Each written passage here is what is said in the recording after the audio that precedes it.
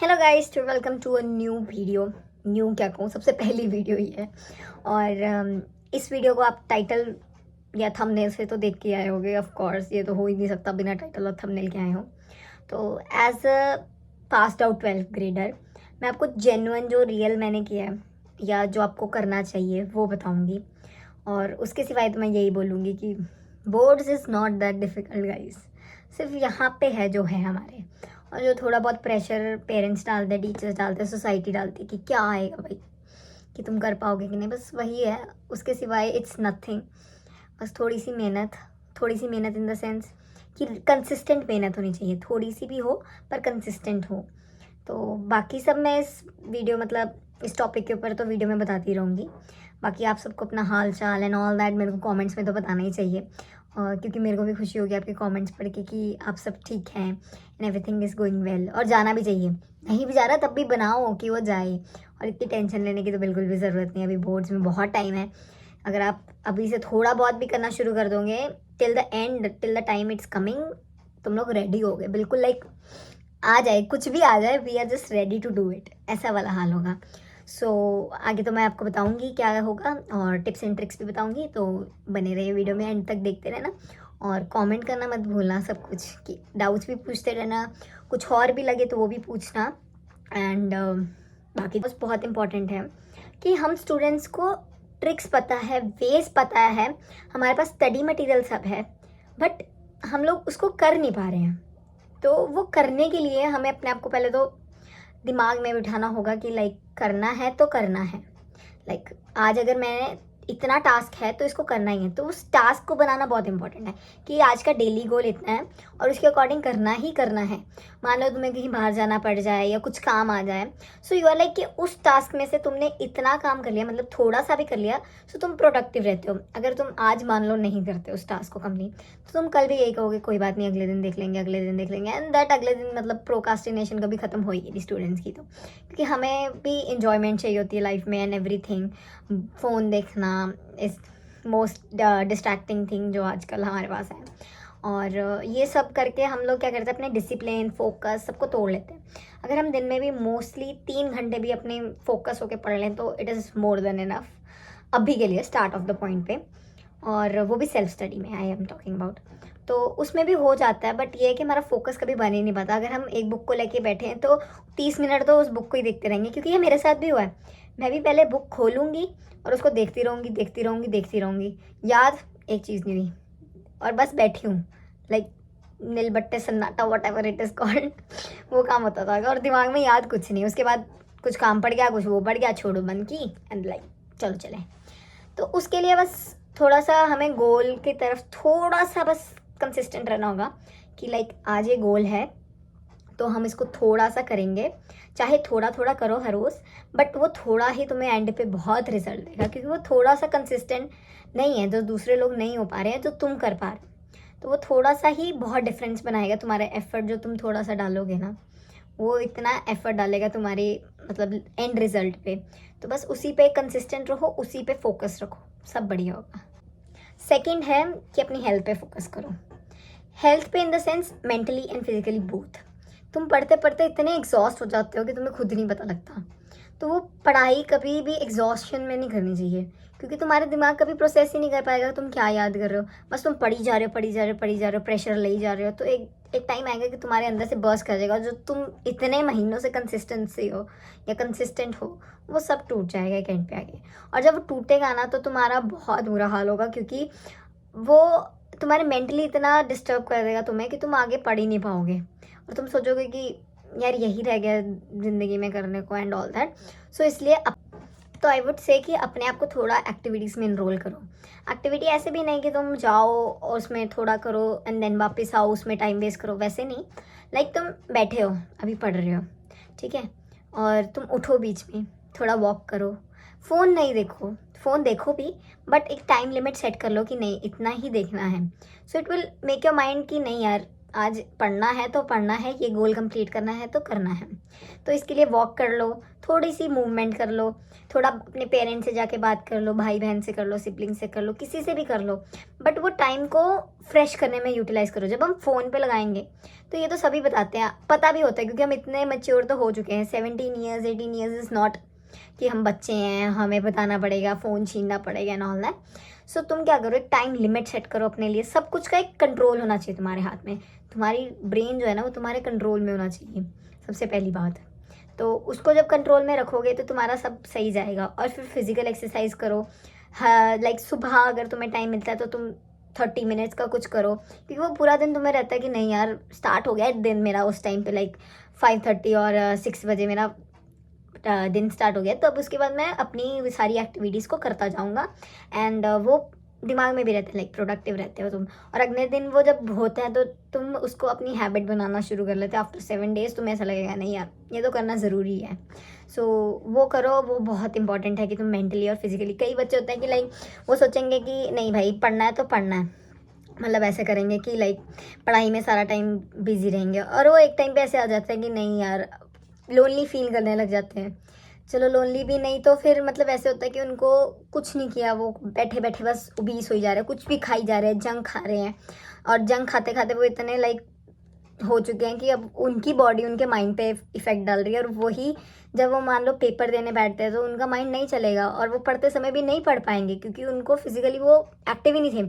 और वो अब इतनी बेकार हैबिट्स में डल चुके हैं कि अब उनको वापस जाना भी मुश्किल हो रहा है, पढ़ना भी मुश्किल हो रहा है। So it is all that कि वो जो कर रहे थे वो सही नहीं था, एक ट्रैक नहीं था उसका लाइफ में करने का, एक हैबिट का, एक डिसिप्लिन का। They were consistent towards one thing but they were forgetting the other things. Body is mainly most important. खुश रहना सबसे इंपॉर्टेंट है। अगर तुम खुश नहीं हो तुम कुछ नहीं कर सकते। अगर तुम ऑप्टिमिस्टिक नहीं हो तुम कुछ नहीं कर सकते, क्योंकि ऑप्टिमिज्म भी बहुत ज़रूरी है। अब तुम पढ़ते रहो, तुम सोचो कि तुम्हारा कुछ नहीं होगा, तुमने मेहनत भी की बट नहीं होगा, फिर कभी नहीं होगा, क्योंकि तुम कह रहे हो कि नहीं होगा। तुम्हारा दिमाग ऑलरेडी प्रोसेस कर चुका है कि जो मर्जी कर लूँ मैं, चाहे आज 10 घंटे भी पढ़ लूँ तब भी मेरा कुछ नहीं होगा। सो वो नहीं होगा, कभी नहीं होगा। सो बी ऑप्टिमिस्टिक। चाहे तुम 4 घंटे पढ़ो बट यू शुड बी कि मैंने जितना पढ़ा वो मुझे आता है, ये चेक करो, वो मुझे याद है, वो चेक करो। और तुम ऐसी कंसिस्टेंटली हर रोज़ करते जाओगे तो it will be all okay and very. तो जब यहाँ तक वीडियो में आई चुकी हो मेरी इतनी बकवास और बातें सुन के, सो आई वुड से कि जब ये तुम दोनों चीज़ें फॉलो करना स्टार्ट करोगे तो उसके बाद तुम्हें अब सब्जेक्ट वाइज अपने आप को देखना होगा, एनालाइज करना होगा। ABC पॉलिसी फॉलो करो, जो सब कहते हैं करो तुम। मैंने तो कभी नहीं की, क्योंकि मैं जब भी किसी भी पेपर में गलती करती थी मैं कभी उसको आगे एनालाइज ही नहीं कर पाती थी। मैं सोचती थी कि इसमें क्या एनालाइज करूँगी, कि सब बोलते रहते हैं कि इसको एनालाइज कर। अब मैं उस देख के गलती को सीख तो लेती हूँ कि हाँ मान लो ये क्वेश्चन गलत हुआ तो मैं इसको नहीं रिपीट करूँगी, but at the same time मैं अगले पेपर में जाके अगर वैसा क्वेश्चन आ गया तो मैं कराऊँगी। सो ये तो मेरे लिए कभी काम ही नहीं किया ABC मेथड, क्योंकि मैंने बहुत ट्राई किया कि मैं अपनी गलती से सीखूं बट नहीं सीख पाई, जो कि रियल लाइफ में तो नहीं होना चाहिए। पेपरों में तो स्टिल चल जाता है, क्योंकि पेपर्स आपको एक रियल लाइफ टाइम एक्सपीरियंस ही देता है कि मान लो तुम्हारे सामने इतनी बड़ी प्रॉब्लम आ गई तो तुम इसको कैसे सॉल्व करोगे। बस यही सेम चीज़ हमें सिखाता है पेपर्स एंड ऑल। ये टेस्ट भी, ये सब पढ़ना एक टाइम पे शायद नहीं काम आए हमारे, क्योंकि जब हम इमोशनली कुछ चीज़ से गुजरे तो नहीं काम आए पढ़ना, बट एट द एंड हमें वो सिखा रहा है कि जो जर्नी हमारी पढ़ने की वो हमारे लिए कैसे इफेक्टिव है वो हमें बताएगी। तो वही चीज़ है कि तुम्हें अपनी चीज़ों को एनालाइज तो मत करो जिससे हो रहा है, जो मेरे जैसा जिससे नहीं हो रहा कि गलती पे गलती तो सेम ही जा रही है बट एनालाइज नहीं हो रहा कि क्या गलती है, और अलग अलग तरह की भी हो रही हैं। सो उसके लिए मैं ये कहना चाहूँगी कि अपनी जो गलती की है उसको एनालाइज नहीं करो, मतलब देखो क्या गलती है बट उसको आगे प्रोसेस ना करो। उसकी बजाय उस गलती को बुक में से देखो कि क्या क्वेश्चन था और उसको एट द एंड मार्क कर लो, ठीक है।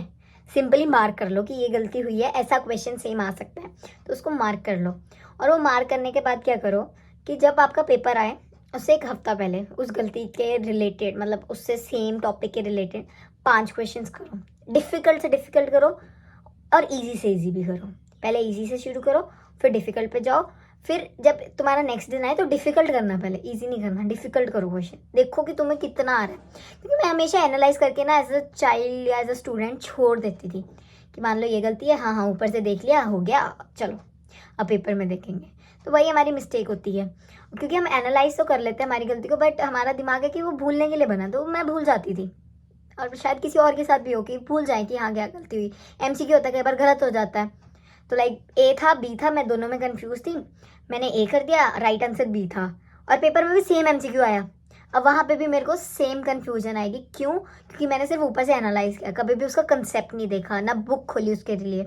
तो वो चीज़ थोड़ी ड्रॉबैक देती है, क्योंकि हम हमेशा अपनी गलतियाँ रिपीट करते हैं मोस्टली, कि हम अपनी गलती को रिपीट करने की बहुत वो रहते चांसेस। तो उस गलती को सही करने के लिए कंसेप्ट सही करो, आई वुड से पहले तो कंसेप्ट बेस होना चाहिए। तो अभी जब मैं रिलीज़ कर रही हूँ ये वीडियो, तो आई गेस जून चल रहा है, तो जून चलने के महीने में ये है कि तुम्हारे पास एम्पल ऑफ फ्री टाइम है अभी के लिए, ample of free time as a 12th grader. और फ्री टाइम में ये है कि इसको यूटिलाइज़ करना बहुत ही ईजी है, क्योंकि जब इसके बाद जाओगे तो तुम्हारे स्कूल शुरू हो जाएंगे, कभी पेपर्स आ जाएंगे, कभी कुछ आ जाएगा। तो आई वुड सजेस्ट कि अपने जो प्रोजेक्ट्स हैं वो विद इन द 10 days ख़त्म कर दो। विद इन द 10 days ख़त्म करने के बाद तुम्हारे पास लाइक 30 days स्टिल पेंडिंग होगी, क्योंकि 40 days की मोस्टली होती है, तो 30 days स्टिल आप पेंडिंग। 30 days में तुम अपने इनिशियल चैप्टर का इतना कंसेप्ट बना लोगे ना, तो तुम्हें नेक्स्ट चैप्टर समझने में बहुत ईजी होगी। इनिशियल स्टेज पे जो चैप्टर्स होंगे वो हमारा बेस होंगे, फाउंडेशन होंगे हमारी अगले चैप्टर्स के लिए। तो जब हम इनिशियल इतना स्ट्रांग बना लेंगे, तो जो हमारे नेक्स्ट चैप्टर होंगे ना, उनको हम अगर थोड़ा थोड़ा भी करेंगे ना, तब भी हमें जल्दी समझ आ जाएंगे, जल्दी हमें ग्रास्प करने की टेक्निक होगी। क्यों? क्यों? क्योंकि हम लोग ऑलरेडी अपना बेस इतना स्ट्रांग बना चुके हैं कि उसके ऊपर कुछ भी पत्थर रखोगे, इतना सा पत्थर भी रखोगे ना, तो वो ऑलरेडी बिल्डिंग करना शुरू कर देगा। कमिंग टू एन एंड, मैं तुम्हारे साथ टिल योर बोर्ड्स रहूँगी, क्योंकि मैं तुम्हें हर वीडियो लाइक हर चीज़ पे वीडियोस डालती रहूँगी कि क्या कैसे करो, क्या इंपॉर्टेंट है, वो सब भी बताती रहूँगी एज, क्योंकि अभी तो जस्ट मैंने पेपर दिए और मुझे इतना पता लग गया कि पेपर बाहर से कहीं से नहीं आता, जो तुम पढ़ के गए हो उसी में से आएगा, और जो पिछले सालों में आया वहीं से आएगा। ये तो पक्का है, ये तो लिख के ले लो, जितने बोलते हैं वो सही बोलते हैं, क्योंकि मैंने खुद देखा है एक पैटर्न होता है इनका पेपर डालने का। क्योंकि अगर मान लो ये टॉपिक है, इसमें से कितने ही क्वेश्चंस बन जाएंगे, 10 से ज़्यादा, 12, 13, 20 से ज़्यादा तो नहीं बन पाएंगे, 100 बन जाएंगे, 100 से ज़्यादा तो तुम इतनी प्रैक्टिस कर लो कि 100 के बाद तुम्हें क्वेश्चन वो भी कहेंगे कि यहाँ से क्वेश्चन डालो, तुमने कहा ये तो हमने किया हुआ है। सो वही होना चाहिए तुम्हारी प्रैक्टिस, कंसिस्टेंसी, फोकस, बस एवरी डे माने एवरी डे। अगर तुम्हारे पास टाइम नहीं है, तुम्हारे घर पे फंक्शन है 1 घंटा, तुम्हारे पास टाइम है 5 घंटे, तुम्हारे पास बहुत टाइम है 8 घंटे, बट वो 1 घंटा जो एवरी डे देना है वो कंसिस्टेंट होना चाहिए तुम्हारा। तो कमिंग टू एन एंड, बहुत ज्ञान की बातें हो गई, और आई गेस तुम बोर हो गए होगे इसके साथ साथ, तो पानी ज़रूर पी लो, हाइड्रेट ज़रूर रहना चाहिए, ठीक है? गर्मी का मौसम है तो हाइड्रेट ज़रूर रहो। और हाइड्रेट के साथ साथ ये है कि एंड पे तो आ गए हैं, तो जो भी स्ट्रैटेजी वीडियो होगी सब्जेक्ट वाइज वो मैं डालती रहूँगी साथ साथ में, सिंगल वीडियोज़ में या शॉर्ट्स में, क्योंकि वो ईजी रहेगा। ये वीडियो तो थोड़ी ज्ञान भरी हो चुकी है, मैं बहुत ज्ञान दूँगी तुम सुनने वाले बनो बस। सो ज्ञान भी तुम्हारे लिए है, सीखना एंड ऑल। सो हाइड्रेट रहो, खुश रहो, ऑप्टिमिस्टिक रहो, और अपनी कोशिश करते रहो, बाकी सब छोड़ दो।